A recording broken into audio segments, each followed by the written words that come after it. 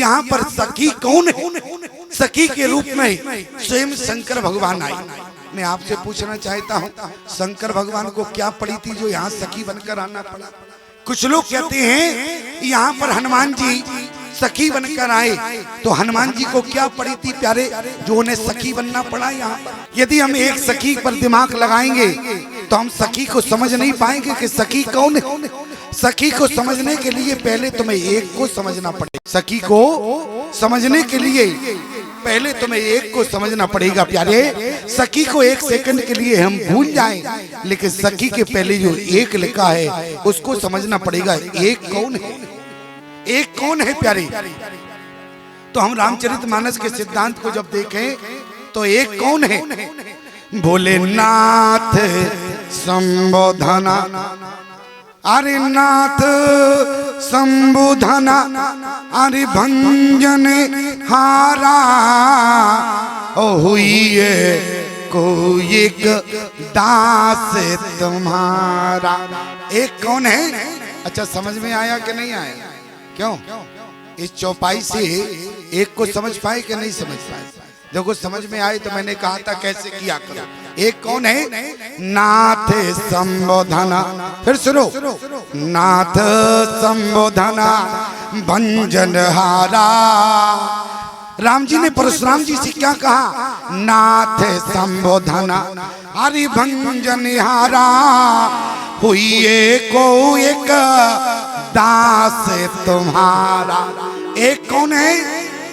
कौन है? नरेंद्र मोदी है? कौन है? अरे भाई, प्रधानमंत्री एक होता है। इसी प्रकार से रामचरितमानस में एक ही है, एक के समान कोई दूसरा नहीं। ध्यान देना, एक कौन है? यदि समझ में ना आया हो तो जरा फिर सुनो। रामचरितमानस में क्या लिखा? जिस समय जानकी का हरण हुआ, जानकी ने आत्मनाद किया तो हाँ जग एक, अरे वीर रघुराया। स्पष्ट हो गया एक कौन है? हाँ, जग एक वीर रघुराया। और रघुराया कौन है? अब तो समझ गए होगे। अच्छा, ना समझ में आए तो तीसरा भी उदाहरण देते हैं, ध्यान से सुनना। एक कौन है? बोले ज्ञान अखंडा। क्या? बोले ज्ञान अखंडा एक सीता पर। एक कौन है? सीता का पर। अच्छा, एक कौन है? समझ में आ गया? एक कौन है? बोले ज्ञान अखंडा एक सीता पर। एक सीता का बर है। बर माने समझते हो क्या होता है? बर माने होता है दूल्हा। क्या होता है? बर माने होता है दूल्हा। ठीक से समझ लेना प्यारी, अगर समझ में ना आए, बर माने होता है दूल्हा। एक व्यक्ति हमारे पास आया, उसने हमें प्रणाम किया। अच्छा बताओ, जो व्यक्ति हमें प्रणाम करेगा तो हम उसको आशीर्वाद देंगे कि नहीं देंगे? और जैसे ही प्रणाम किया तो हमने आशीर्वाद दिया। हमने कहा भैया खुश रहो। अरे बोले स्वामी जी, ये आशीर्वाद नहीं चाहिए था। हमने कहा फिर क्या चाहते थे? बोले हमने आपको प्रणाम किया, हम ये आशीर्वाद नहीं चाहते थे, ना कामना की। हमने कहा फिर चाहते क्या थे? बोले हम कुंवारे हैं, हमारा विवाह हो जाए। हमने कहा तुम्हारा दिमाग खराब है क्या? तुम हमारे पास आए हो, हमसे उपमा क्या करते हो? विवाह का हम आशीर्वाद दे दे। तुमने अपने मन से नहीं सोचा हम खुद कुंवारे घूम रहे हैं, हम विवाह कहाँ से करा सकते? क्यों? अरे कुंवारा व्यक्ति कुंवारे से कहे भैया हमारा विवाह कराओ, तो कुंवारा तो यही कहेगा तुम पागल हो क्या? अरे विवाह की चर्चा तो उससे करना चाहिए जिसका विवाह हो गया हो, तो वो अपनी रिश्तेदारी में कहीं ना कहीं तुम्हारे लिए चक्कर चलाएगा। क्यों प्यारे? और तुम बाबाओं के पास आए, अरे बाबा तो केवल बाबा बनाना जानते, विवाह कराना नहीं जानते। ध्यान देना प्यारे। हमने कहा भैया तुम गलत जगह आए हो, तुम्हें हमसे ऐसी आशा नहीं करनी चाहिए। क्यों? क्योंकि हम ही कुंवारे हैं तो तुम्हारा विवाह नहीं करा सकते। बोले तो एक काम करो। हमने कहा बताओ। बोले आप संत हैं, उपाय तो बता सकते हैं। हमने कहा उपाय तो हम इसलिए बता सकते हैं, जब हजारों लोग टीवियों में उपाय बता रहे तो हम यहाँ एक उपाय नहीं बता सकते? बोले बताओ उपाय बताओ। हमने कहा उपाय कैसा चाहते हो? बोले ऐसा उपाय बताना जो भगवान जल्दी प्रसन्न हो जावे, नहीं मनु की तरह 23,000 वर्ष हम खड़े रहे तो बोले विवाह की डेट तो निकल ही जाएगी। हमने कहा ये भी बात ठीक है। तो बोले ऐसे देवता बताना जो जल्दी प्रसन्न हो जाए। हमने कहा तो शंकर भगवान के अलावा कोई दूसरे नहीं। बोले गारंटी है? हमने कहा बिल्कुल गारंटी है। करना क्या पड़ेगा? हमने कहा केवल जाके शिवलिंग पर 1 लोटा जल चढ़ा देना, शंकर जी प्रसन्न हो जाएंगे और तुम जो चाहोगे वो तुम्हें शंकर भगवान भी दे देंगे। और जैसे ही प्यारे वो व्यक्ति अगले दिन गया और जैसे ही शिवलिंग पर 1 लोटा जल चढ़ाया, शंकर जी प्रसन्न हो गए डमरू बजाकर। शंकर जी ने कहा पर मांगो पर मांगो पर मांगो।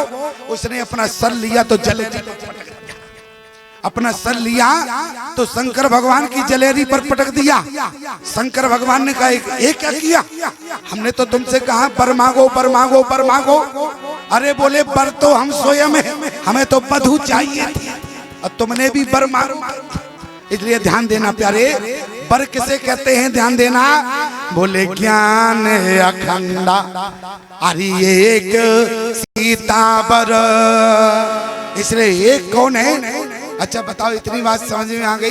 एक कौन है? अब देखो कितनी जल्दी आप ही अर्थ कर लेंगे, हमको नहीं बताना पड़ेगा। इसलिए एक सखी, एक कौन है? बोले एक हमारे राम जी है।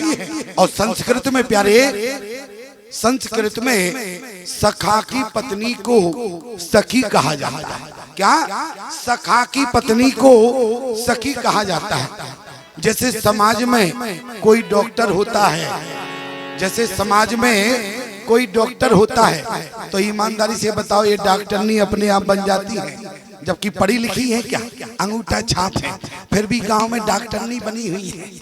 जैसे समाज में कोई मास्टर होता है तब ये मास्टरनी हो जाती है जबकि काला अक्षर भैंस बराबर, कुछ जानती नहीं है लेकिन फिर भी मास्टरनी है। जैसे गांव में कोई पंडित हो तो वे पंडितानी बचती है, जबकि बताओ प्यारे अब पंडितानी से मुहूर्त निकलवाने जाओगे तो शोधन गलत होगा कि नहीं होगा? अरे मुहूर्त उनसे ही निकलवाना जिन्होंने आचार किया हो, और कहीं पंडितानी से मुहूर्त निकलवा लिया तो गड़बड़ हो जाएगा। लेकिन समाज में बहुत बड़ी विडंबना है, एक कुंवारे में तो देवी होती हैं लेकिन विवाह के बाद श्रीमती हो जाती है। क्या हो जाती है? श्रीमती हो जाती है। और तुम क्या हो जाते हो? श्रीमान हो जाते हो। इसका मतलब समझते हो? बोले श्रीमती की मान क्या होता है? श्रीमती की मान। और ना माने तो तुम काय के श्रीमान। एक कहती है हम है तुम्हारी मती और तुम हो क्यों? हम है श्रीमती और तुम हो श्रीमान। और श्रीमान का मतलब क्या हुआ?